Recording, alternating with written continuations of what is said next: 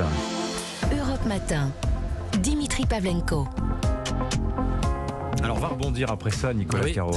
Non mais c'est cette tragédie iranienne. Enfin, et on voit course à l'abîme. Voilà, on voit l'espèce d'entonnoir comme ça et on est au fond de l'entonnoir. Bon bref, on va prendre un peu de recul. Littérature avec vous. Vous nous parlez du nouveau roman, Nicolas, du nouveau roman de Nicolas Ray. Exactement. Nicolas Ray qui souvent se raconte lui-même dans ses romans toujours géniaux, mais cette fois, il va plus loin dans la fiction. C'est même carrément une sorte de polar. Ça s'appelle Crédit illimité. Ça sonne comme un titre de la série noire d'ailleurs, édité chez Le Diable Vauvert. Alors que raconte ce livre ? C'est l'histoire d'un type de 49 ans, Diego Lambert. Il a écrit quelques romans prometteurs mais qui se sont mal vendus. Ça l'empêche pas de vivre dans un loft, dans un endroit chic de Paris et de pas avoir à travailler. Pourtant, il n'est pas riche. Pas du tout. D'ailleurs, pour la première fois de sa vie, il est obligé de prendre le métro, mon Dieu. Dur. Et surtout, les enveloppes de la banque s'accumulent dans sa boîte aux lettres. Ce sont des relances. Il ne prend même plus la peine de les ouvrir. À quoi bon ? Puisqu'au début du livre, il vient d'investir ses tout derniers sous dans un café. Il a déjà taxé sa grand-mère qui lui a donné ce qu'elle avait en lui confiant que de toute façon, elle n'aimait pas ses cousins et que sa petite sœur a piqué la carte bleue de son mari pour dépanner son grand frère. Comment se fait-il que sans argent, il arrive à vivre dans les beaux quartiers ? Son père est riche, très riche. Il dirige une grosse société dont le siège est à la Défense. Et donc, à court d'idées, Diego se rend dans le bureau de son père pour obtenir de quoi continuer son train de vie. Mais son père est un vrai sale type, très charismatique mais aussi très pervers. Diego s'installe sur un fauteuil en face de lui. Son père attrape un sac et lui dit: mon fils, il y a 50 000 € là-dedans, ils sont pour toi, mais à une condition, tu vas travailler un mois comme DRH d'une de mes sociétés de désherbant à Saint-Omer. Bah, c'est pas mal, travailler pour gagner de l'argent, 50 000 € pour un mois en plus, c'est quand même un record de salaire. Hein. Oui, mais attendez, il doit remplacer la DRH de l'entreprise en congé maladie et il y a 15 personnes à licencier. Diego doit faire le sale boulot. Il accepte quand même, après tout, c'est 46 000 € de plus que le salaire d'un DRH normal, et ça se fera avec ou sans lui. Mais il n'a jamais travaillé de sa vie.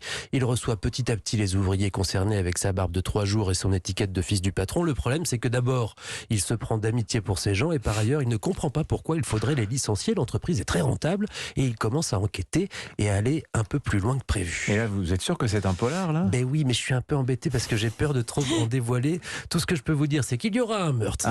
Il y aura une enquête. Il y aura des policiers, mais aussi beaucoup d'humour, de désinvolture désespérée, une histoire d'amour et un style. On se lasse jamais du style enlevé de Nicolas Ray. Je sens que vous avez vraiment un gros faible pour lui. Hein. Ouais. C'est mon héros. Ça fait 20 ans qu'il écrit, il a été primé.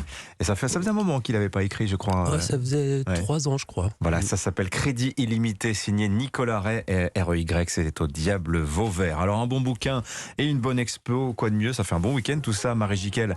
On part au musée Mayol avec vous ce matin, je le précise, c'est à Paris, c'est à 2 pas de Matignon, pour une exposition de statues qui s'appelle Hyper-réalisme, ceci n'est pas un corps. C'est une rétrospective sur ce courant assez méconnu, assez confidentiel, qui remonte aux années 70, si je dis pas de bêtises. Alors donc ce sont des statues, des copies de corps humains. Et oui, c'est pour cela que l'exposition est assez troublante. On se promène un peu comme au musée Grévin ou chez Madame Tussaud, mais sans les stars.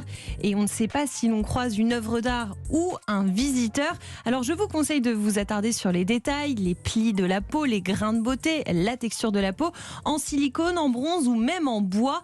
Et parfois, ces statues empruntent de vraies matières. François Henrard est historien de l'art. Pour cette sculpture de Dwayne Hanson, il a vraiment fait venir ses modèles, il les a moulés, il a repris leurs vêtements et il leur a demandé de se raser. Et donc c'est ses cheveux, les cheveux des modèles qu'il a utilisés pour aller les mettre ici sur la sculpture et refaire leur chevelure. Comment on fait pour entretenir des sculptures hyper réalistes ? Mais ça, ceux qui sont en charge de l'entretien de ces sculptures s'arrachent les cheveux, sans mauvais jeu de mots parfois, parce qu'on est vraiment dans des techniques mixtes. On a à la fois du bronze, mais du bronze peint, et en plus du textile et du cheveu humain. Voilà, donc l'imitation du réel, on a bien compris. Vous imaginez votre statue au musée Grévin avec vos cheveux, J'étais en train de tous vous imaginer dans le musée. Ouais, c'est intéressant. Et en tout cas, c'est pas nouveau. On fait ça depuis l'Antiquité. Et oui, mais ce courant-là est né aux États-Unis dans les années 60, vous l'avez dit, en réaction au pop art et à l'art abstrait. Une poignée d'artistes lassés par ces tableaux hermétiques ont décidé de revenir à cette copie du réel. On va écouter François Henrard. Mais c'est une exposition très surprenante. On se retrouve véritablement face à des gens face à des corps humains, face à des sculptures qui ont l'air vraiment criantes de vérité. On pourrait croire qu'elles vont prendre vie. Alors, vous le savez, la copie parfaite n'existe pas et donc nos artistes hyper-réalistes sont un brin romantique dans le sens où ils s'engagent dans une entreprise impossible. Écoutez, Fabien Mérel, il est sculpteur hyper-réaliste et on peut croiser ses œuvres dans le parcours de l'exposition. On ne peut pas faire aussi bien qu'on l'aimerait ou aussi beau que quand on regarde quelqu'un qui marche dans la rue ou quelqu'un qui est en train de vivre en face de nous, c'est impossible. Donc on n'est jamais satisfait. Voilà, Ça a l'air chouette. Ouais, non, mais C'est très très chouette. Je suis allé voir une photo notamment pour vous donner une idée de ce qu'est l'hyper-réalisme avant d'aller à l'expo. Vous allez voir sur Google une œuvre Ou sur le site du musée Mayol. Tout à fait, vous avez raison. Une œuvre de Ron Muck. C'est Ah bah oui. un nouveau-né qui fait à peu près 5-6 mètres de long. Mais c'est troublant parce qu'il a l'air vivant. Il ne bouge pas, mais il est vivant. Voilà, c'est donc au musée Mayol. Hyper-réalisme. Et c'est jusqu'au 8 janvier prochain. J'ai très envie d'aller la voir, cette expo. Allez-y, vous m'en direz des nouvelles. Merci beaucoup Marie Jiquel. C'est un peu perturbant quand même cette expo. Merci Marie Jiquel, merci Nicolas Caro. Merci Dimitri. Merci Vincent. À tout de suite.